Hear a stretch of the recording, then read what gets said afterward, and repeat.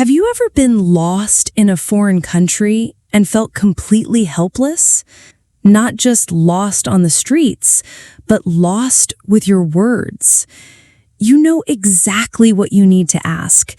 You can see people walking by who could help you, but somehow your mouth just won't open. You stand there, heart racing, mind spinning, and you think, everyone will laugh at my English. I'll sound stupid. Maybe I can figure this out myself. But deep down, you know the truth. You're not really lost because of the streets. You're lost because fear has stolen your voice. This happened to me, and it changed everything about how I see English learning. Let me take you back to that day. It was my second week in Vancouver, Canada. I was so excited to be there. I had been studying English for 3 years. I knew grammar rules. I could read newspapers. I could understand movies with subtitles. I felt ready. That Saturday morning, I decided to explore the city alone. No tour group, no friends, just me and my confidence. I took the bus downtown. I walked through beautiful neighborhoods. I took photos of everything. The ocean, the mountains, the colorful houses. For 3 hours, I felt like a real traveler. Independent, brave, free. But then, I realized something. I had no idea where I was. The streets all looked the same. The bus stops had numbers I didn't recognize, and worse, my phone battery was at 2%. I walked faster, looking for something familiar. Nothing. I turned left, then right, then left again. Still nothing. Panic started creeping in. Not just, oh, I'm a little lost panic. Real panic. The kind where your chest gets tight, where you start imagining worst-case scenarios. What if I can't find my way back? What if it gets dark? What if my phone dies completely? And then I saw them. People. Everywhere. A busy coffee shop on the corner, families walking with children, joggers stopping to check their watches, a friendly-looking man walking his dog. Help was literally all around me. But here's the thing, I couldn't ask. I stood there for 10 minutes, just watching people walk by, practicing conversations in my head. Excuse me, sir, could you possibly direct me to the nearest bus station? No, too formal. Hi there, I'm a bit turned around. Might you know how I could get back to downtown? Too complicated. Sorry to bother you, but I seem to have gotten myself quite lost, and I was wondering if you might be able to assist me. Way too much. So I kept walking, and walking, and walking. 30 minutes passed. Then an hour. Then 2 hours. My feet hurt. I was thirsty. I was tired. And I was getting scared. The sun was starting to set. My phone was dead. And I was still lost. Finally, I couldn't take it anymore. I saw a woman sitting on a bench. She was reading a book. She looked kind. I walked over.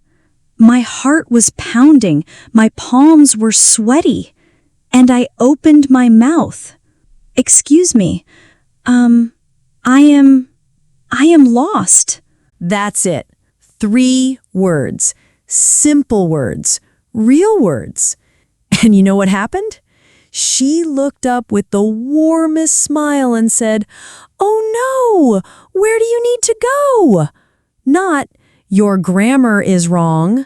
Not, "You should say, I'm lost." Not, "I am lost." Not, your accent is funny. Just, where do you need to go? I said, downtown, the bus.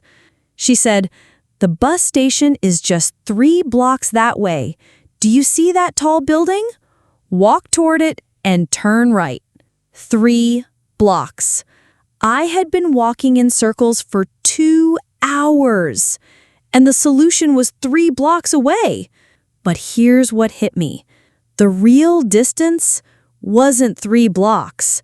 The real distance was between my fear and my voice.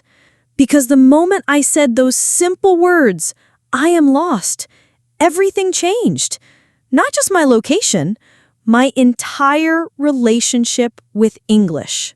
You see, I had been carrying this heavy backpack, not on my shoulders, in my mind. A backpack full of perfect grammar rules, impressive vocabulary, native lake pronunciation. And that backpack was so heavy, it was keeping me from moving forward. That day, I learned something powerful. English isn't about impressing people. It's about connecting with them. The woman on the bench didn't need me to sound like Shakespeare. She needed to understand my problem so she could help me solve it. I Am Lost did that perfectly. Simple, clear, human. From that moment, I made a decision. I was going to stop trying to speak perfect English and start speaking real English. The English that actually works. The English that builds bridges. The English that gets things done. Now, let me share with you what I discovered about real English communication. Most of the time when we need help, we're asking basic questions. Where is? How do I? Can you help me? What time? How much? These aren't complicated grammar structures. They're simple question patterns, and they work everywhere. Let me show you. For directions, where is the bus station? How do I get to downtown? Which way is the hotel? For help, can you help me? I need help. I don't understand. For information, what time does it close? How much is this? When does the bus come? See how simple that is? No complex grammar, no fancy vocabulary, just clear, direct communication. But here's the secret ingredient. It's not just about the words, it's about the courage to use them. Because every time you ask a simple question in English, you're not just getting information, you're building confidence. You're proving to yourself that you can communicate. You're breaking down the wall between you and the English-speaking world. After that day in Vancouver, I started practicing this everywhere. In restaurants. Where is the bathroom? Not, could you possibly direct me to the restroom facilities? Just, where is the bathroom? At stores. How much is this? Not, I was wondering if you could inform me of the price of this particular item. Just, how much is this? On the street. What time is it? Not, I apologize for the interruption, but would you happen to know the current time? Just, what time is it? And something amazing started happening. People responded. They helped. They smiled. I remember asking an old man at a train station, when does the train come? He not only told me the time, but he also warned me that the train was often late and suggested I buy a coffee while waiting. We ended up talking for 20 minutes about trains, about coffee, about his grandchildren, all because I asked one simple question. That's the power of real English. It doesn't just give you information, it gives you connections. So here's what I want you to do. Right now, today, think about a situation where you need to ask for help in English. Maybe you're lost. Maybe you need directions. Maybe you want to know the price of something. Don't overthink it. Don't worry about grammar. Don't try to impress anyone. Just ask, where is? How do I? Can you help me? Start with these question words. Where, for places. How, for ways to do things. When, for time. What, for information. Can you, for requests. And remember, the person you're asking wants to help you. They're not judging your grammar. They're listening to your need.